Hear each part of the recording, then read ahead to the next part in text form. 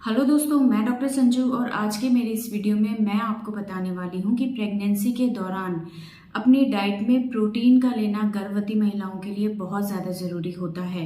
Pregnancy के दौरान महिलाएं कार्बोहाइड्रेट अच्छे से लेती हैं, यानी कि अनाज के रूप में वो रोटी, चावल, इन चीज़ों को अच्छे से यूज़ करती है। सब्जियां भी वो खा लेती हैं, लेकिन सबसे बड़ी कमी जो रह जाती है वो रह जाती है प्रोटीन की। और प्रोटीन आपकी डाइट में अच्छी मात्रा में होना बहुत ज़्यादा ज़रूरी है। बच्चे के अंदर जितने भी डेवलपमेंट होने होते हैं उसके लिए प्रोटीन बहुत ज़्यादा ज़रूरी होता है।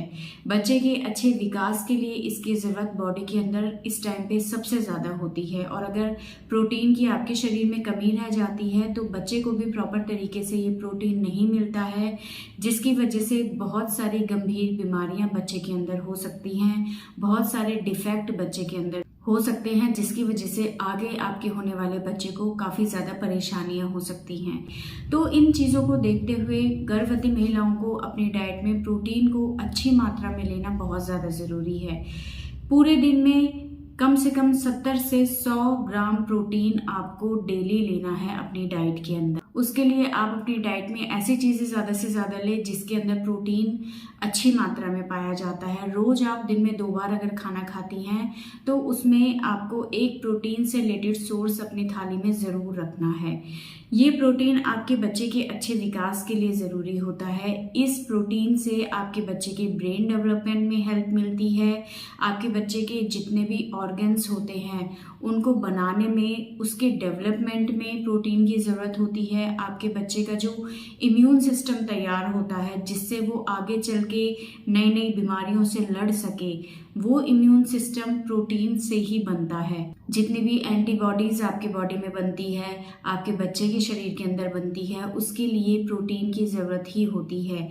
जितने भी हार्मोन्स बनने होते हैं बच्चे के शरीर में वो भी इस प्रोटीन से ही बनते हैं।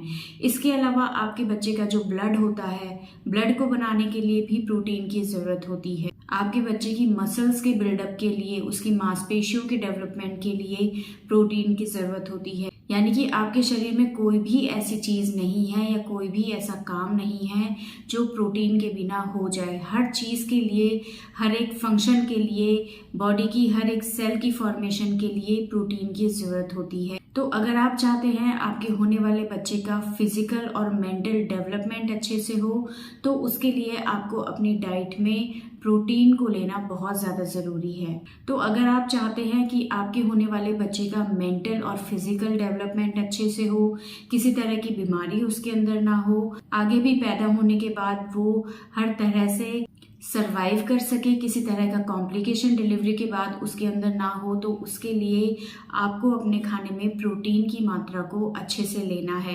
प्रोटीन की कमी आपको अपने डाइट में नहीं होने देनी है। तो अब प्रोटीन की रिक्वायरमेंट को पूरा करने के लिए आपको अपने डाइट में क्या लेना ज़रूरी है। तो देखिए, प्रोटीन के अच्छे सोर्सेज की बात करें तो प्रोटीन जो होता है वो दालों के अंदर बहुत अच्छी मात्रा में पाया जाता है। जो छोले, राजमा ये आते हैं, इसके अंदर ये अच्छी मात्रा में होता है। सोयाबीन इसका एक बहुत अच्छा सोर्स होता है। इसके अलावा ड्राई फ्रूट्स के अंदर ये मिलता है। दूध से बनी हुई जितनी भी चीज़ें होती हैं उन सभी में प्रोटीन बहुत अच्छी मात्रा में मिलता है। इसके अलावा जो ओट्स आते हैं वो आप ले सकते हैं। आप अंकुरित अनाज ले सकते हैं, ये भी प्रोटीन के बहुत अच्छे सोर्सेज होते हैं। इसके अलावा अगर आप नॉन वेजिटेरियन हैं तो उसमें आप एग ले सकते हैं, मीट ले सकते हैं, फिश आप यूज़ कर सकते हैं। लेकिन प्रेगनेंसी के दौरान अगर आप नॉनवेज खाते हैं तो वो नॉनवेज रॉ नहीं होना चाहिए, अच्छे से पका हुआ ही आपको नॉनवेज खाना है। अगर आप एग लेते हैं तो वो भी हाफ बॉइल्ड या हाफ कुक्ड नहीं होना चाहिए, उसे अच्छे से पका के आपको खाना है। तो अगर इन सब चीज़ों को आप अपनी डाइट में लेंगे तो इससे आपकी प्रोटीन की रिक्वायरमेंट पूरी हो जाएगी। तो इन सब चीज़ों को अगर आप खाते हैं तो आपको प्रोटीन तो आपको मिलेगा ही, साथ ही साथ और भी बहुत सारे न्यूट्रिएंट्स जो कि आपके बच्चे के डेवलपमेंट के लिए फ़ायदेमंद होते हैं वो भी आपको मिलेंगे। और इससे आपकी और आपके होने वाले बच्चे की दोनों की हेल्थ के ऊपर अच्छा इफेक्ट पड़ेगा और ये आपके बच्चे को मेंटली और फिजिकली स्ट्रांग बनाने के लिए बहुत ज़्यादा हेल्पफुल रहते हैं। यही एक कारण होता है कि जब आप डॉक्टर के पास जाते हैं तो डॉक्टर भी प्रोटीन के इम्पॉर्टेंस को देखते हुए तीसरे महीने के बाद से आपको प्रोटीन पाउडर देते हैं, जिसको कि आपको रोज़ दूध में घोल के सुबह शाम लेना होता है। तो इस प्रोटीन पाउडर को देने का भी यही एक मकसद होता है कि किसी भी वजह से महिलाओं के शरीर के अंदर प्रोटीन की डेफिशिएंसी ना हो पाए और इसकी डेफिशिएंसी का उसके होने वाले बच्चे के ऊपर किसी तरह का कोई गलत इफेक्ट ना पड़े, इसीलिए वो आपको प्रोटीन पाउडर देते हैं। तो अगर प्रोटीन पाउडर आप नहीं लेना चाहती हैं तो जो भी मैंने चीज़ें बताई हैं, आप डाइट में अगर उन चीज़ों को भी रेगुलर बेसिस पे लेती हैं तो आपको किसी प्रोटीन पाउडर की ज़रूरत नहीं है।